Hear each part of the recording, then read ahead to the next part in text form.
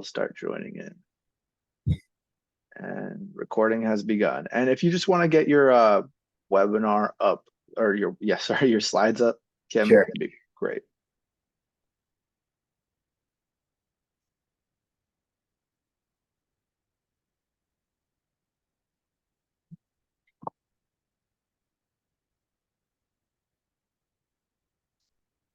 Perfect.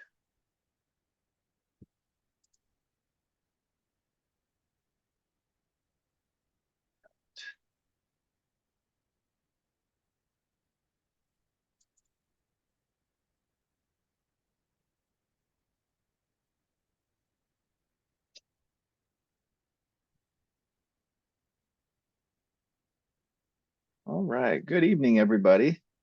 Thank you for coming and joining us this wonderful Thursday evening.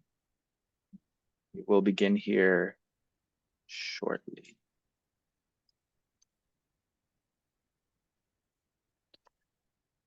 The chat box is open. If you have any questions throughout the program, please feel free to throw them into the chat. There's also a Q&A box, so if you feel more comfortable throwing it in there as well, that is completely fine. I'll be keeping track of that as the day goes, or as Kim gives his talk. So please feel free to just chat it up in there.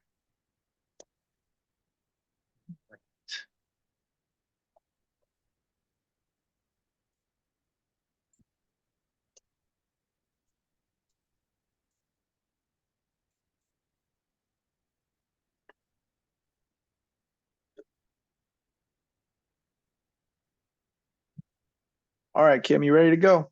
I am ready to go. All right, perfect. So first and foremost, to everybody, hello. My name is Carlos Barragan. Thank you for joining us today for Sonoma County's Wildfire Resilience Strategy with Kim Batchelder. I work for the Laguna de Santa Rosa Foundation, and I'm just going to begin quick with a land acknowledgement. So the Laguna sits within the homeland of the Coast Miwok and Southern Pomo people. And to raise awareness for these people and cultures, we pay our respects to the past, present, and future generations of Coast Miwok, Southern Pomo, and their Wapo neighbors by acknowledging them tonight. While we are all at home, the spaces that we are going to be speaking about today are the Coast Miwok and Southern Pomo's homeland. So we want to make sure to acknowledge that. The Laguna Foundation itself is a nonprofit organization that works to restore, conserve, and inspire appreciation for the Laguna de Santa Rosa. And we are so lucky tonight to have Kim Batchelder join us and talk a little bit about the work he does as far as wildfires and this all-important just fire topic that we have here in Sonoma County. As I said earlier, we haven't done webinars in a little bit, but we want to make sure that you are, back up to speed with it. Add any questions or any comments into the chat box. There's also a Q&A slot there, so feel free to add to either or. I will be monitoring those and making sure that Kim has an opportunity to respond to them during or after his talk. So other than that, Kim, I think I'll leave it to you. And if anything else comes up, I'll just be kind of in the background, making sure everything's all good to go. All right, thanks a lot. I appreciate the invite, Carlos. Carlos reached out to me actually last fall as we thought about this type of topic and who might be interested in listening to what the county is doing on wildfire resilience, how we're going about managing different projects throughout the county, and give a little background about all the different things that are related to wildfire resilience, protecting homes and families and lives, as well as the natural role that fire plays on our landscape. So I'm going to go into a lot of different topics, and I have logical breaks. So if you want to throw your questions out into the chat or the Q&A setting, I'm happy to entertain those questions. But for the interest of time, just to kind of give you a little bit of my background, I have kind of two hats in this world right now in wildfire resilience. And my employer is Sonoma County Agricultural Preservation and Open Space District. That is where I sit in as far as my professional landscape. I've been working for Ag and Open Space since 2005. as a natural resources planner, helping to figure out trail alignments, recreational access, how to protect lands in ways that Ag and Open Space specializes in, trying to protect those resources overall. So recently in 2021, the Ag and Open Space was asked to manage this vegetation management grant program, as well as how the PG&E settlement fund should be used. So that is my current position as the vegetation management coordinator for Ag and Open Space, representing the county as well. So you'll see a lot of different logos, including the county's logo, Permit Sonoma, Ag and Open Space. We're all trying to work on this together, and you recognize that this definitely takes a village. It's a really complicated task, and we try to do this with as much collaboration as possible, and I hope you'll get a chance to see that. But overall here, our agenda today is just to kind of talk a little bit about how fires have impacted us over the last several years. Talk a little bit about the key thematic areas of a strategic plan that was developed in 2020, and then talk also about balancing wildfire resilience and responsible resource management with the case study that we have for Saddle Mountain Open Space Preserve. And finally, I wanted to end on some examples of some of the comprehensive approach that we're using, as well as some of the community participation in all of this work. So as you probably are very familiar, our county has been hit with severe fires over the last 5 to 6 years. But this history of fire on the landscape is not new. This is a great map that illustrates fires back from the 1940s through the 1999. You see there were fires throughout the area, but in the 2000s, we really started to see a really significant impact, especially since 2017 during the Tubbs and the Nuns fire. We had 7 major fires in that 4-year period that resulted in about 300,000 acres of impacted landscapes, as well as the loss of about 5,600 structures, including many homes in the Coffee Park area. Many of you might be familiar and may have been impacted by these wildfires. And unfortunately, we lost 22 lives in that fire in 2017. And as a result of that, the county really wanted to try to figure out a way in which they could approach these issues. And through a settlement in 2020 with PG&E, the county was awarded about $149 million to address the fire issues in Sonoma County. This was a lawsuit that we went to the county with, went to PG&E and won that settlement. And the Board of Supervisors allocated $25 million to vegetation management. But at the time, there wasn't a clear idea about how that should be done. So in the same year, in 2020, there an organization called the Berkeley Center for Law, Energy, and the Environment helped convene several stakeholder meeting groups in order to get some ideas from folks, experts from inside and outside the county to figure out exactly how this we should use this funding to be able to do the type of work that will be most important. And as Supervisor Rabbit put it, we want to see generational change. So is the work that we're doing leading to something that really has a serious, hopefully positive impact on the work we do here in Sonoma County.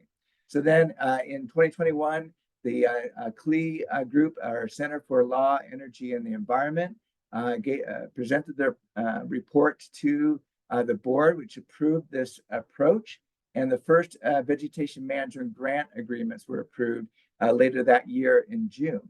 And then that was when I was hired as the vegetation management coordinator to try to coordinate this effort and implement this, this strategic plan. So I wanted to kind of highlight the key thematic areas of the CLE report so that you have a better sense about how the work is distributed. And then also I'll give reference to these 5 thematic areas pretty much throughout the presentation tonight, and highlighting some of the key progress points that we've been able to do and how that work is ending on the ground. So I really have to thank the tremendous number of organizations who have contributed to what is called the Sonoma County Vegetation Management Technical Advisory Committee.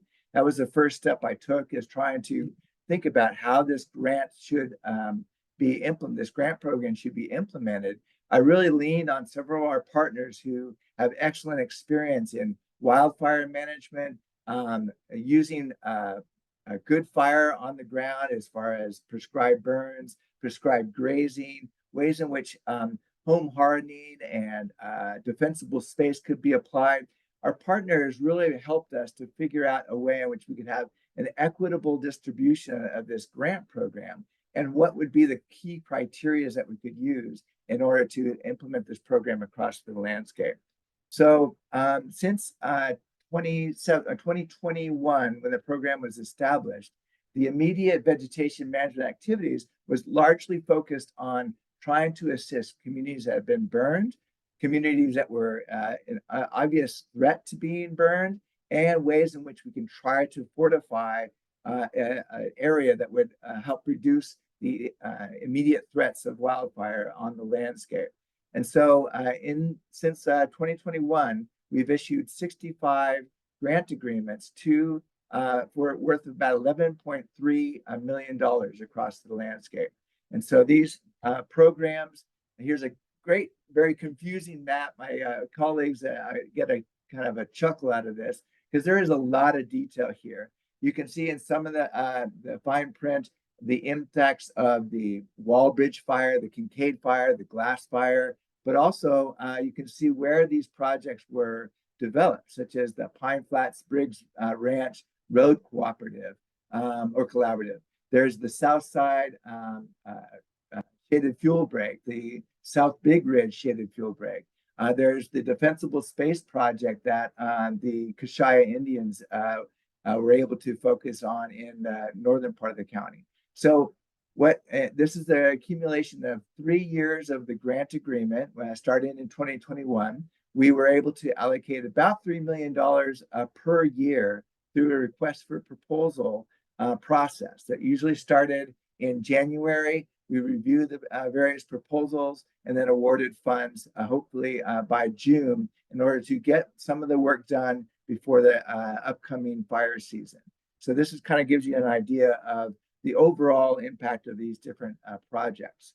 And so again, kind of reiterating, what did the county invest in vegetation management?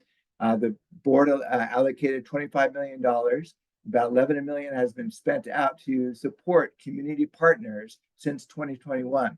And you can see there's 6 different areas that we have been able to focus on: the defensible space around homes, prescribed fire across landscapes that had the propensity to burn, trying to reduce the amount of fuel loads.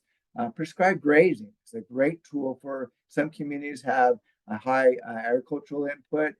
Grazing animals are available, so that has been a really valuable tool being used by folks like the Sonoma and Goldridge RCDs.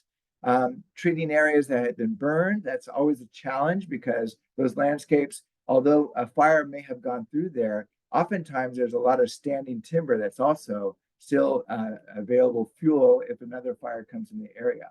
An example of that would be Pepperwood Foundation had 2 fires in consecutive years completely burn their property. And so they were dealing with a lot of standing timber that was still able to could be considered as fuels. So then we also have done shaded fuel breaks, which I can get into in a little bit as we move along. And then educational and community outreach, how to try to improve the overall understanding of the role wildfire plays in our natural landscapes, as well as how we can reduce the threat around our built landscapes. And then I also wanted to share some of the work that our partners at Permit Sonoma have been doing.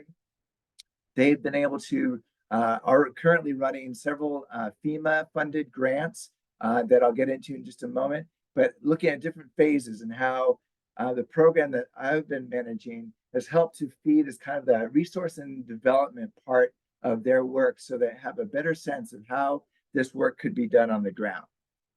So, kudos to Permit Sonoma to kind of design this graphic.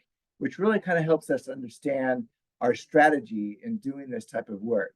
So if you think about the where to invest our resources, we look at this landscape in ways in which we can protect the homes, we can protect the immediate area around them, the defensible space, and we call that the house out approach, where the individual homeowner, those communities can really try to protect and reduce the amount of fuel that's immediately around their home.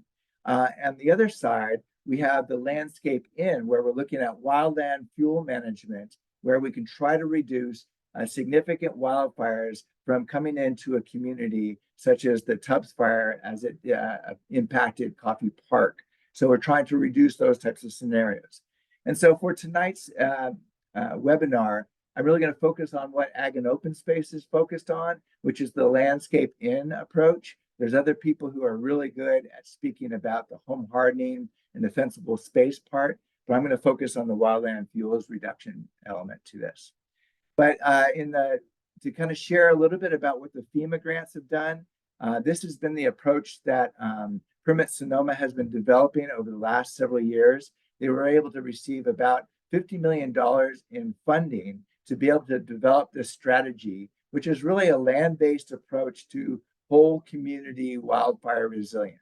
And so to explain that, let me go through this a little bit of animation as we describe one of the grants is called the Wildfire Adaptive Project Areas.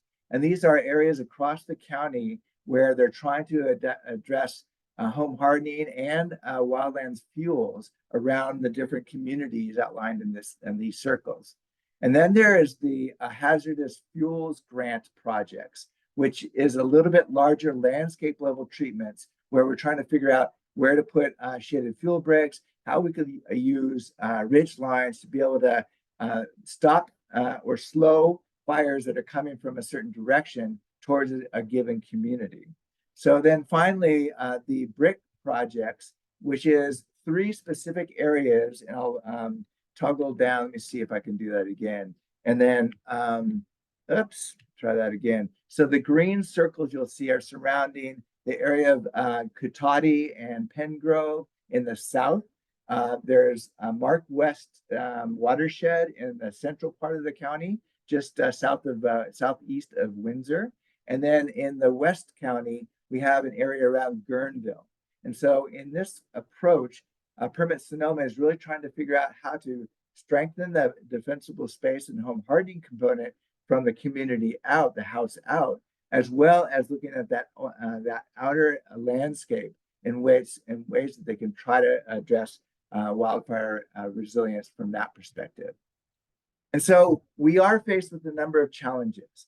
If you think about Marin County, they have significant amount of lands that are held by federal or state entities where they can actually do the practices of wildfire management on their lands.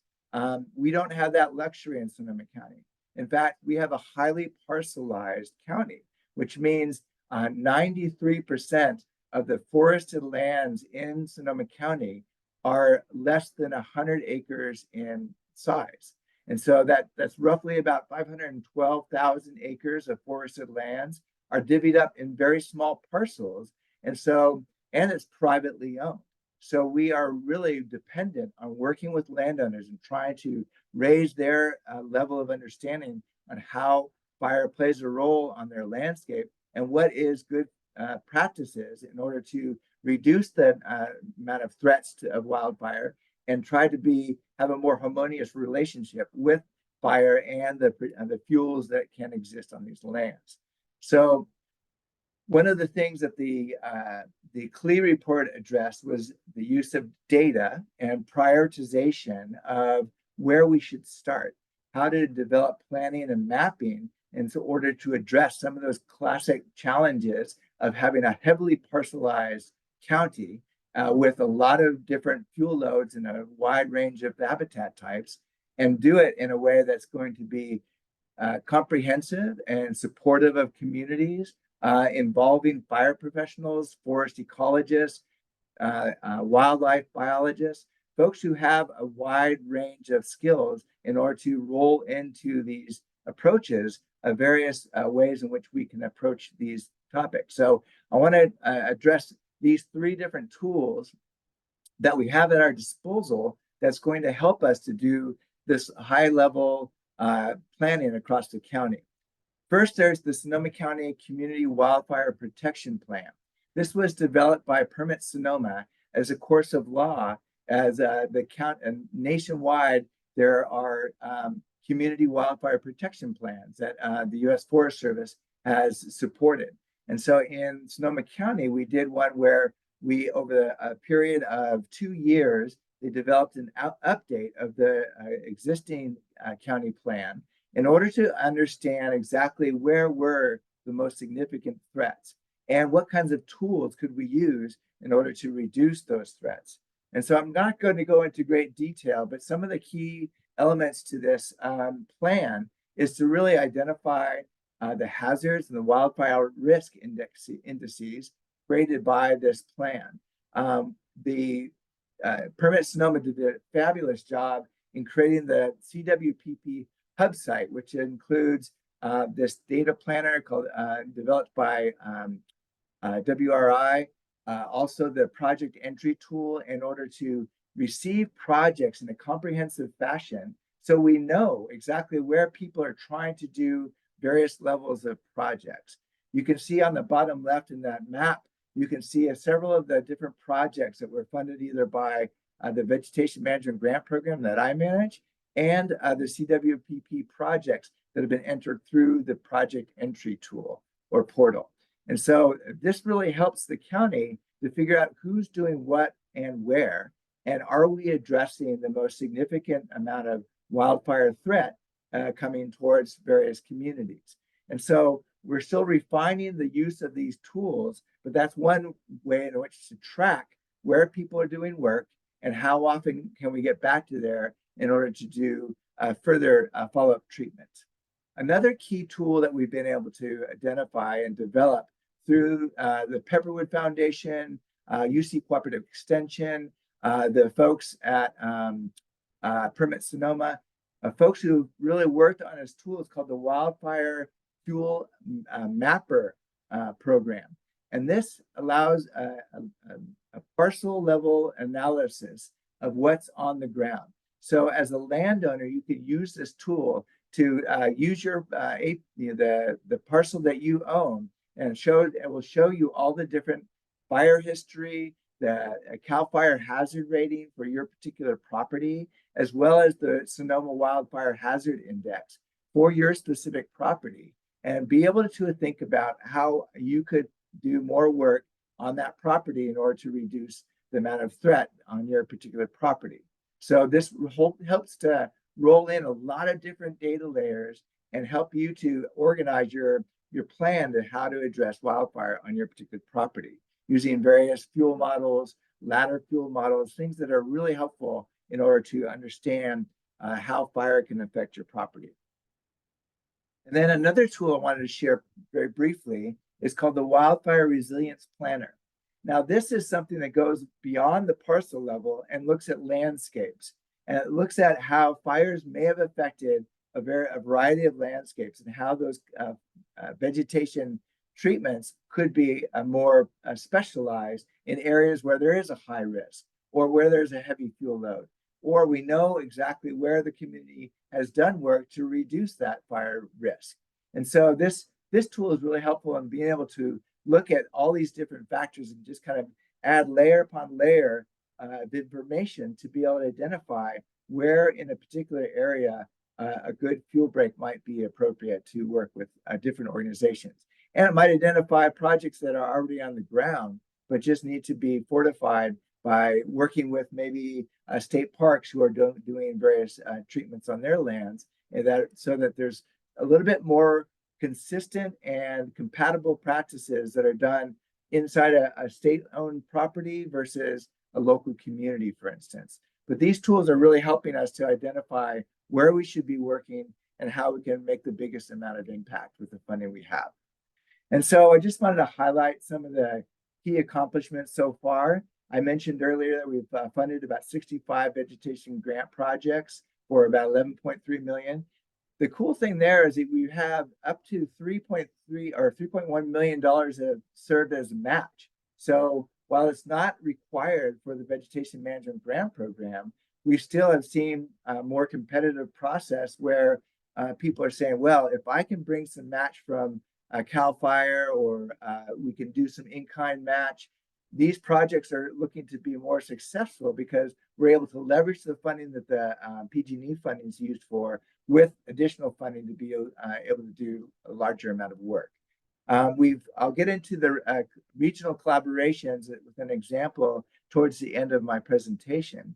But we've seen 7 different regional collaborations scattered throughout the county where people are really working together to try to figure out how to best protect areas that have excellent biodiversity or resources that could be burned on a regular basis through prescribed burn programs, or areas where a shaded fuel break might be able to be developed, and trying to work together to try to look at the community's needs and the landowners' interests in being able to manage these lands over time.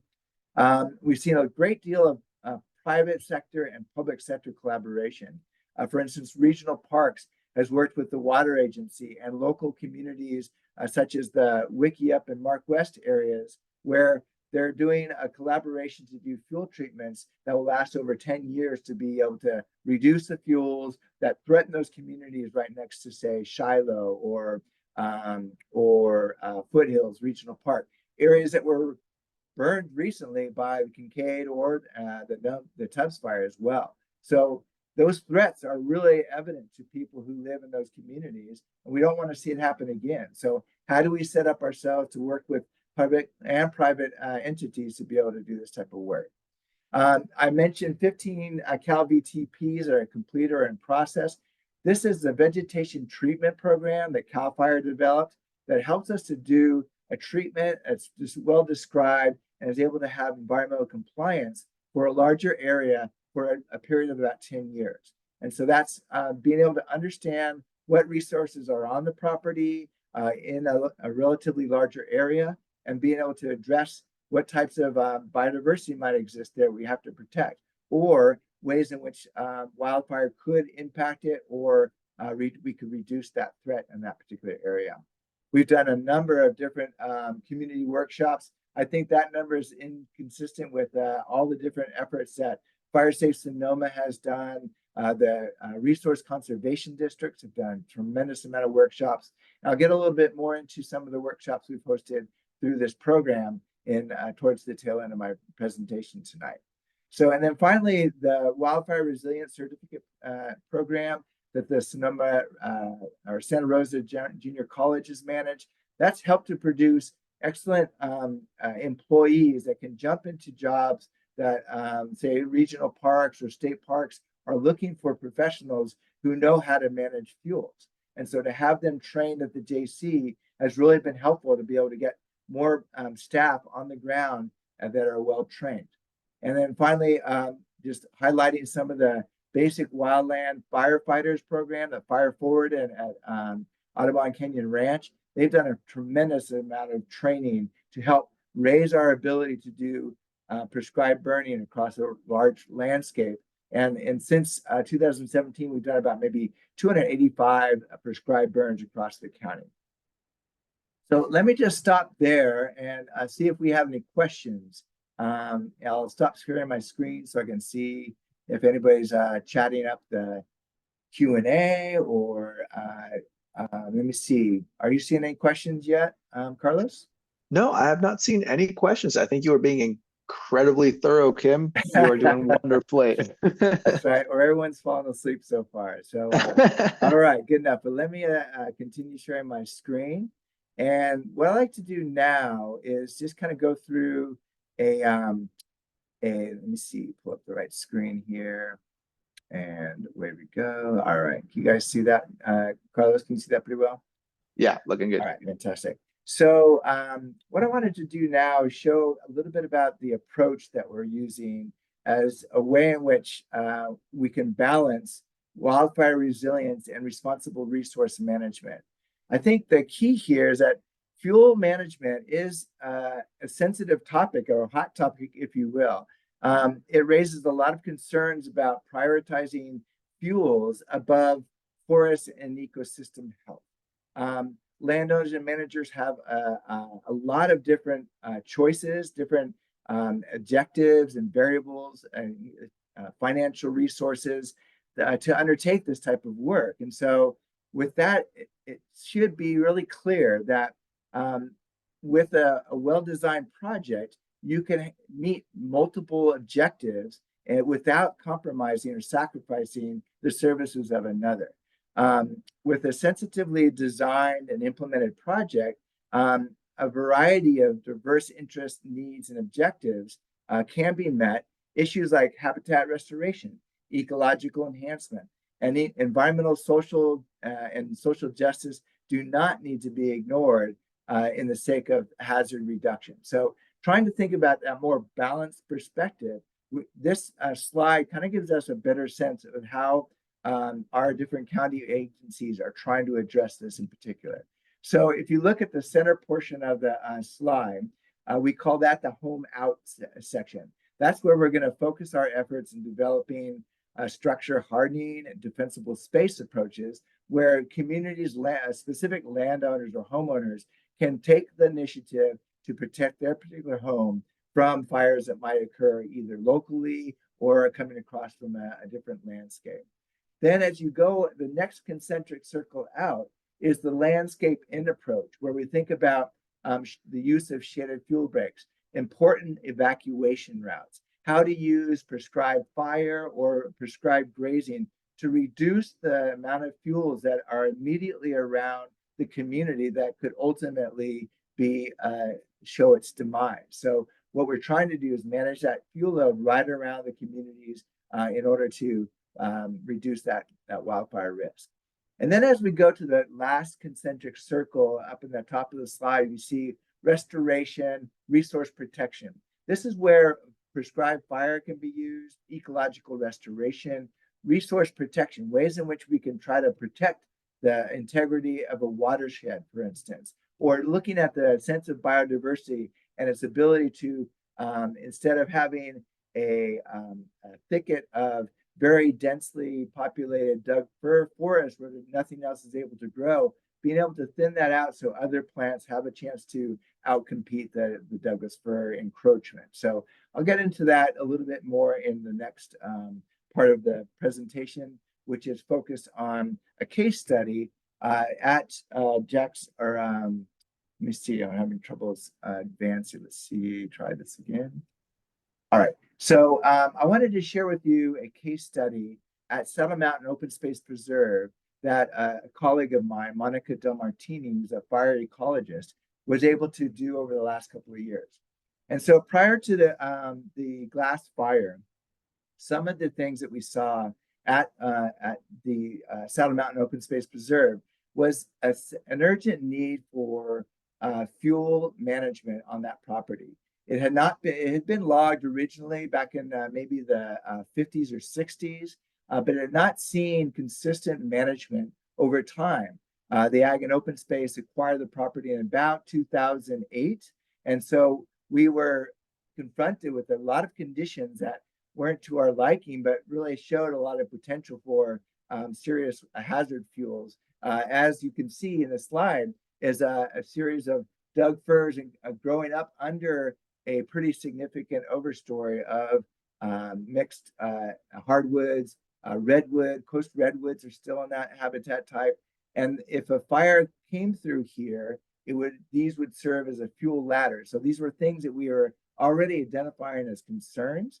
And the idea of being able to manage the Doug fir population and trying to improve the health of some of these other habitats like chaparral or the mixed hardwoods, the oak woodlands were being seriously choked out by several of the Doug fir populations as they encroached in that area. But we also know that Doug fir does not do well with disturbance like fire. So even a low-grade, low-intensity fire could go through here and eliminate some of that population and allow some of the plants that are more fire-resistant like oaks and redwoods to be able to survive and thrive in that new habitat type.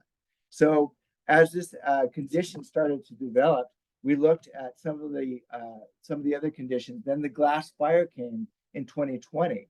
And so when the glass fire hit the preserve, we saw some very positive ecological effects. Now, I don't want to understate the significant impact these fires had on our human communities, our local populations.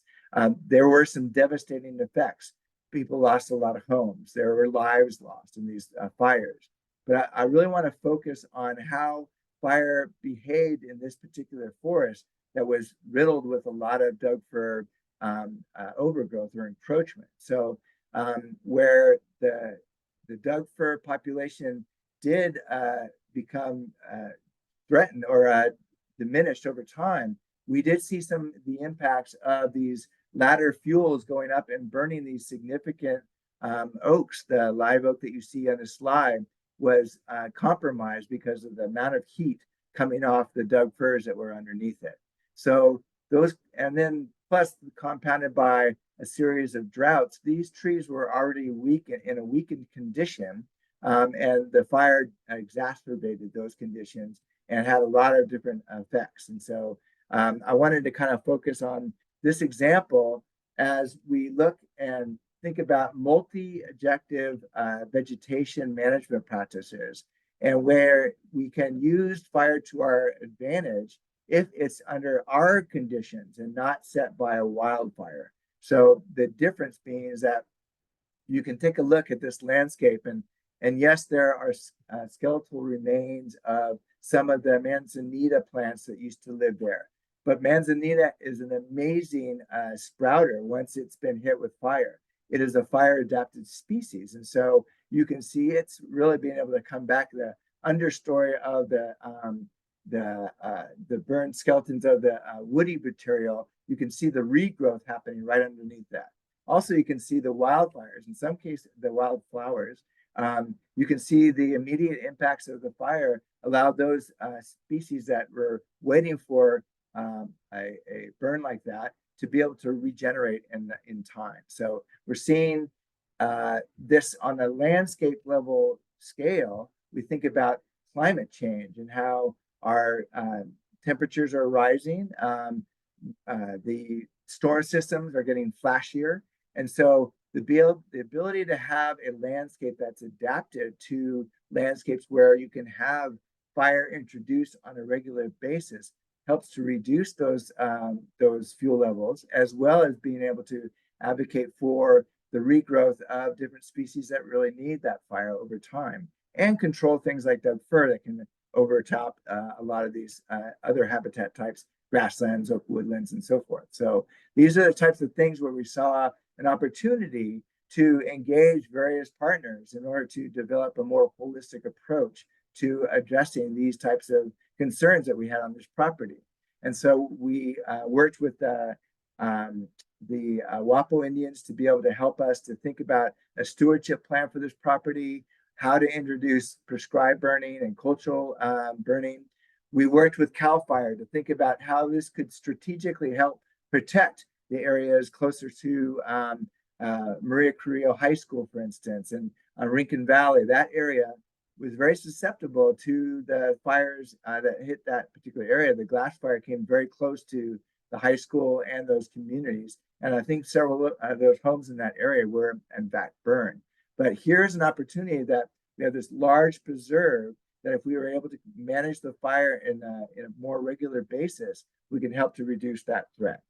So I just wanted to kind of show the differences between a pre-treatment or post-fire, but pre-treatment on the left of your screen, and then post-treatment after the fire, after we removed a lot of those standing dead Doug fir stems and able to help free up some of the oak woodlands that were able to survive.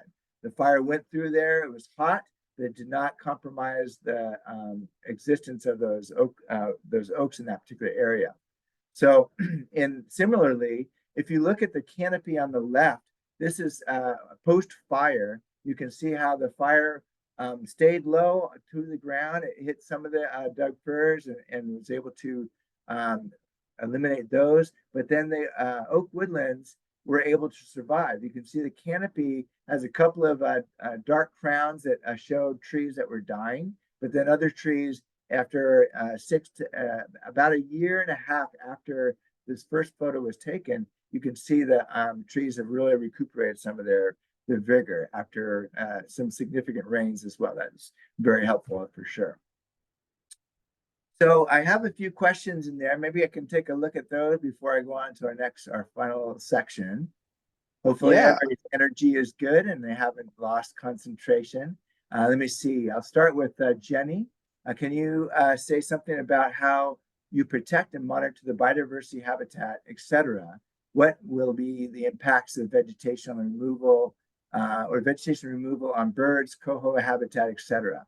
How much funding would you say there has been for vegetation management versus home hardening and defensible space overall in Sonoma County?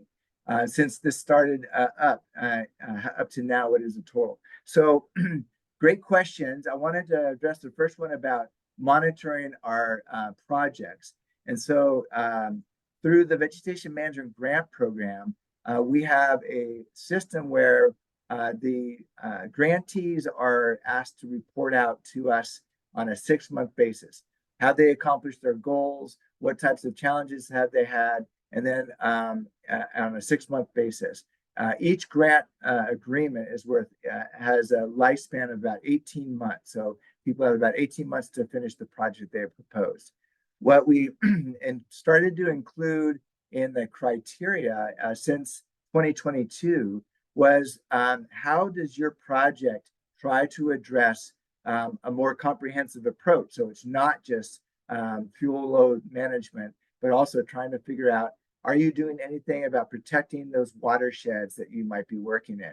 How does your roadside treatment address creek crossings and ways in which you might have a habitat that might be more vulnerable to impacts if you're doing a treatment right along the roadside, but also crossing a creek? So trying to see that the applicants were starting to address those issues as well.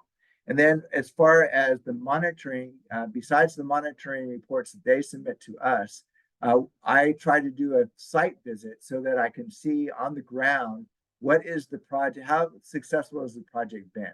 And in that regard, we've been able to look at, have they respected the terms of their CEQA document?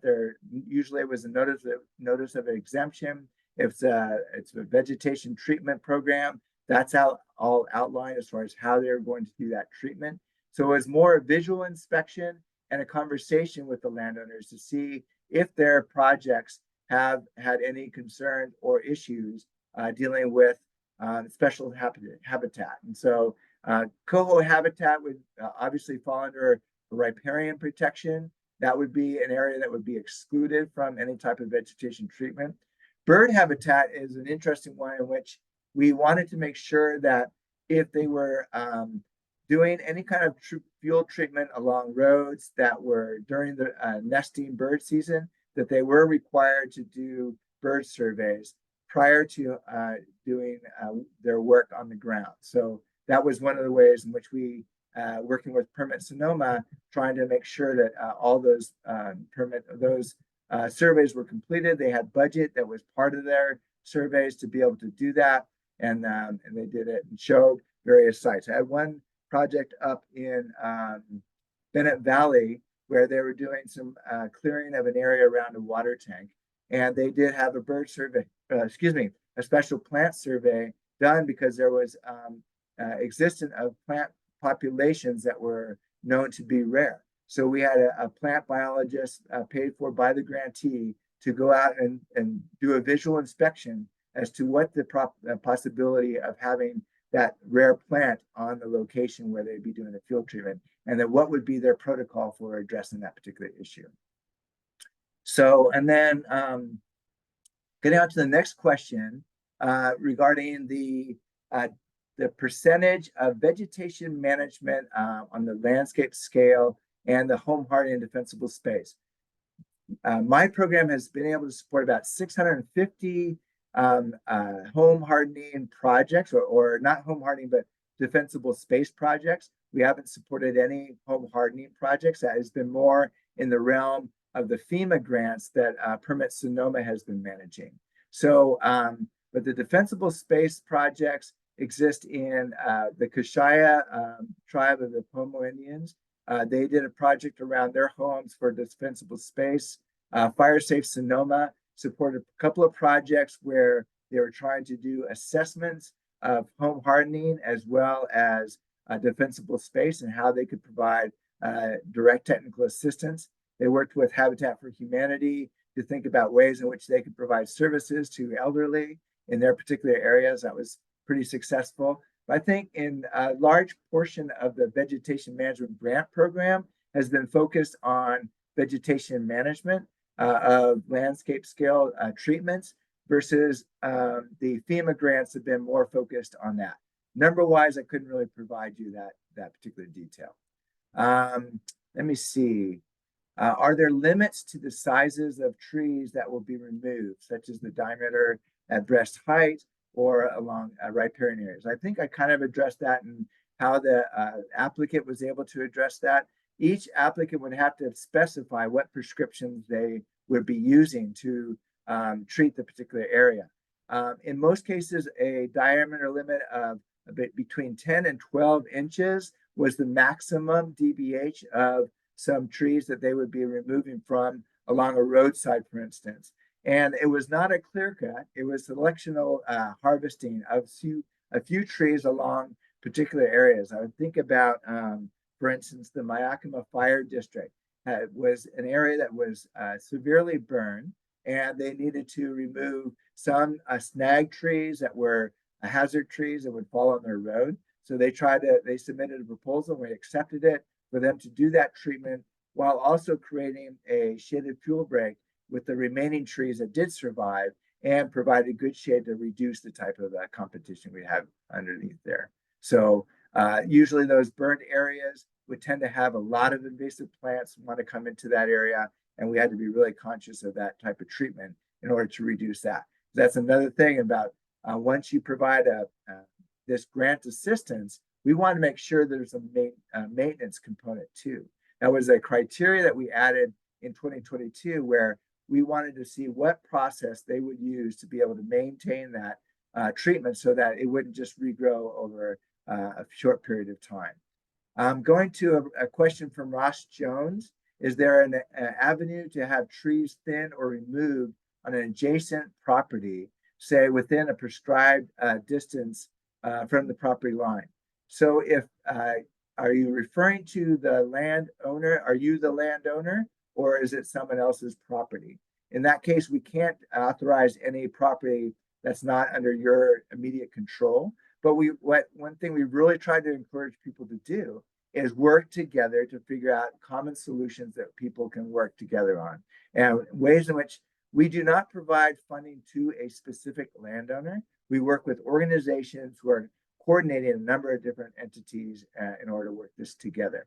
I'll share a little bit of those examples in just a moment. Thinking about some other questions, I think Jenny had another question about the removal of dead trees. And this is a good question. I understand that dead trees are, these snags can have great habitat, but if the landscape is completely burned and the intensity of the fires are creating hazard trees, there's a safety factor for any landowner who might be using that specific road, or usually the treatments are along either a road corridor, or if it's a ridge line that services by a road, then that's also considering those hazard trees as well. So I recognize your point about the richness of having snags in a forest, but if the forest has been completely depleted of other standing trees, then there is not a lot of extra habitat for those bird species to be able to use. But we look at that particular practice of looking at how this particular fuel treatment is accomplishing the goals of reducing the fuel amount, as well as looking at the health of the overall forest and being able to provide a snag habitat. That's absolutely part of the efforts that we look at. So, All right. So, and then let me see, looking at another question from Ross. Who is the public entity in the Wickiup area? So the the public entity is Regional Parks. They have Shiloh Park is right next to Wickiup. They are working with Permit Sonoma with a large landscape vegetation treatment plan for that particular area, in which they can reduce the fuels within the regional parks property and then work with the private landowner. In this case was the water agency, or not the water agency, but the water utility who provides water to that local community. So I think it's California American Water that's working with regional parks to be able to do treatments close to those eucalyptus groves that are on that particular area, ways in which to reduce these obvious fuels that we try to, and a habitat that don't really provide a lot of extra value added when it comes to biodiversity. And many of us know that eucalyptus can be extremely volatile, but also it's not a species that's native to this particular area. So I will stop answering questions for now. Actually, there's one in the Q&A, so let me take a look at that. Yeah, I think we got that one. Thank you, Rob. Hey, Kim, we missed one. Can you say something about indigenous stewardship and which tribes you are working with? So far, we've had the WAPO as a consultant to the Saddle Mountain Open Space Preserve project. The Kashaya have been involved with both projects on their particular property, as well as working on the vegetation management or the vegetation management technical advisory committee that helps support us. And then the Great Rancheria has expressed a significant amount of interest in doing cultural burns on their properties as well. So, and specifically with Tole Lake is one of the areas where they did a prescribed burn or cultural burn on that particular property. We're going to be doing several burns on Saddle Mountain. There's been pile burns, but these will be more broadcast burns where we look at trying to run fire underneath the canopy of certain areas. So that's probably the three tribes that we've worked with the most. All right, thanks for the great question, folks. I'm glad that people are paying attention. I wanted to kind of end with a note about these regional collaboratives. And so since I started this work with these different grant opportunities, we've looked for opportunities where we see value added. There's we're adding funding to existing projects that have an excellent opportunity for improving the overall community education on properties, showing different treatment efforts, fuel treatments, so that people can visit those sites and really get a sense about what types of work is going on and the why behind that type of work. And so getting on the ground, seeing the work in progress, seeing what they've accomplished, these are some of the things that we really wanted to support. And so I wanted to start with Jenner Headlands, which is a very large property. It's over 5,000 acres. The Ag and Open Space has a conservation easement over the property. Sonoma Land Trust was the original land dealer and helping to protect that property. It's got a very rich conservation history.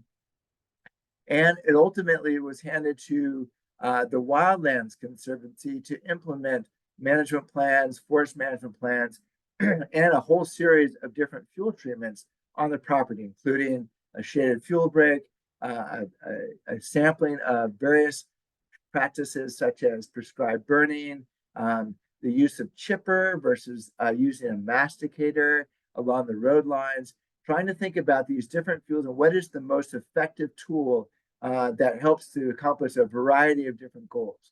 Their goal overall is to produce old growth forests. So what does that mean? Trying to think about characteristics that old growth redwood forests tend to hold and are trying to replicate those conditions, the types of disturbances that would help reduce competition for redwoods that would allow those trees to grow fuller and lead a happy life and be able to provide excellent habitat as well.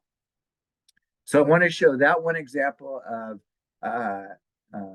Jenner Headlands. but then also show how they are part of a larger continuum of property owners in the area.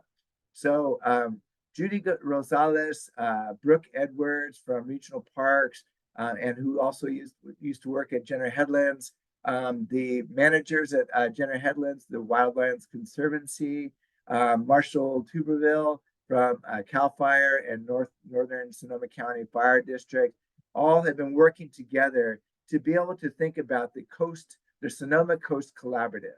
And this is a large number of landowners who are concerned about fire in their particular area and habitat management and restoration, evacuation routes. So they are working together in what's called the Sonoma Coast Collaborative. And Jenner Headlands, you can see, kind of anchors that southern end of that whole area as a way in which they can provide good examples of what it looks like on the ground, and then how they can help provide additional expertise to these different groups like Guala Ranch, or the type of fuel treatments along Fort Ross Road, which was roadside treatment. Getting up towards, let me see, the Kashaya is part of that group as well. The Stewart's Point, Skaggs Springs Road, that area, all of those areas have been involved in trying to prioritize the type of treatments that they could do to help reduce the amount of fire on their landscape. So I just want to share that example. And then one other example that Ag and Open Space has been working on with several groups like Environmental Resource Solutions, the forestry firm, they and the Goldridge and Sonoma RCDs, Resource Conservation Districts, Gernwood Neighborhood Association, Friends of Rio Neato, the Hacienda Improvement Association are all working together to create a series of different shaded fuel breaks that will happen along these road corridors, so that if a fire comes from various directions, CAL FIRE, fire professionals will have a point in which they can be able to slow the fire down so it doesn't threaten the communities that all lie in the basins of these steep valleys, such as Hacienda in this area, Rio Neato in this area, and then the whole area of Guerneville, ways in which we can try to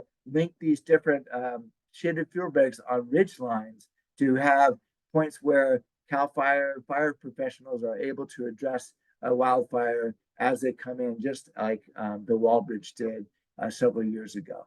So this is a strategy that we're trying to support in ways in which the community members, the landowners are involved, and they are helping us to implement this over time. So with that, I just want to kind of conclude on what, if any of this makes sense, great. If not, we are working on a series of different workshops, and we started back in June with the 2023 Living with Fire Sonoma County Forest Conservation Conference that was hosted at Schillen Farm at the with the help of SRJC. The Sonoma, or the Goldridge RCD, was kind of the mastermind with the Forest Conservation Working Group, trying to provide excellent interaction between landowners, fire professionals, fire ecologists, forest ecologists, foresters, local and state funding agencies, different technical assistance, in which people are able to get their hands on the tools that people use when they try to control or do vegetation treatments on their land, to be able to see the types of protection gear that you need to do prescribed burnings. Things like these, where it was really helpful to have people in one room for 2 days. We had an in-classroom session with various stations around for people to learn a variety of different topics. But that was one event which drew about maybe 150 people. That's great to have one event when people come to you. But now we're trying to go into a second gear where we're essentially taking the show on the road. And the idea is to have these resilient forest and watershed workshops across the county, specifically in the Russian River corridor, because that was where our funding was focused. It was the National Fish and Wildlife Foundation supported Ag and Open Space and the Goldridge RCD to be able to host these types of workshops. And so these are local workshops that will really support forest landowners who are trying to figure out how to go about managing their properties and ways in which they can reduce fuels, improve the health of the watershed, improve the health of their forests, and overall trying to think as comprehensively as possible to how to address their immediate concerns. So it's to provide technical assistance, to provide workshops where people can get together in a local environment to address specific things that might be of a concern in areas such as the Bohemian Corridor or over in Castadero and further up the road in Fort Ross Road, trying to get people together with the right professionals so they can get the type of technical assistance that's helpful for these landowners who might not have a lot of opportunities like that. So this is kind of, again, the Resilient Forest and Watershed Workshop Series. It's really to expand outreach and education on vegetation management and provide resources to landowners to help mitigate wildfire across the county. So with that, I'd like to see if there's any other questions that people would like to fire away. Here's my contact information. We're happy to address any questions I might not have gotten to, but please feel free to reach out to me. Let me see. So starting, I think Jenny has a couple more. Let me see. How wide are the shaded fuel breaks alongside the roads? Typically, we go about 100 feet off the road center so that we look at ways in which we can address whether there's slope or there's permutations of the road. The switchbacking roads are not usually the best place to put a shaded fuel break. You want to be on top of a ridge. So we typically go about 100 feet on either side. Let me see, from these projects, what happens with the wood removed? That's a great question. There's a lot of activity going on about trying to figure out whether just chipping or leaving it in place is a good thing. We've had a practice used here in Sonoma County where we put slash and scatter it around, lop and scatter that wood material on the ground so we can maintain some degree of biodiversity on the soil and return those nutrients on site. But we've also seen a buildup of fuel so that they also can be carry too much of a fire if a fire was able to hit that. So we're trying to look at a variety of different ways in which we can use that resource in a way that's positive. So trying to find that mix that will keep fuel loads down and allow a fire to go along the ground instead of climbing up into a canopy. So it's really depending on what kind of material you're working with. Let me see. I think that pretty much wraps it up. Let me see if there's one on the Q&A. We already got that one. Okay. Answer live. Great. So, Carlos, are there any other things that you'd like me to cover tonight? Is there anything that any observations you might have had? You know what? All I have to say is what a wonderfully informative presentation, Kim. It's always great to hear about what the county is doing, at a broader scope outside of just our general nonprofit work that we do on separate projects. It's great to hear that the work we do is, a part of a much larger machine, and we're all trying to get into the right, go in the right direction. So, right. Yeah, all I have to say to everybody is thank you so much for being here tonight. And this will be saved and uploaded to our YouTube channel and to our website. So if you want to come back and listen to Kim speak so amazingly about and so passionately about his work, it will be there for you to take a look at. So yeah, other than that, Kim, thank you so much. Thank you for making time for us here at the Laguna Center of the Foundation. We really appreciate it, and we love working with your organization. We love Ag and Open Space District, and we hope to continue this partnership for a long, long time. All right. I also want to thank the people who were able to share or participate in tonight's event. It's a lot of information to cover. I hope I try to cover it as well as possible. We have a lot of partners who are involved in trying to do this right, and we really appreciate your feedback. So thank you for participating tonight. And Carlos, thanks again for the invite to be able to share this stuff. Anytime, Kim. Have Appreciate a good night, you folks. all. Have a good night.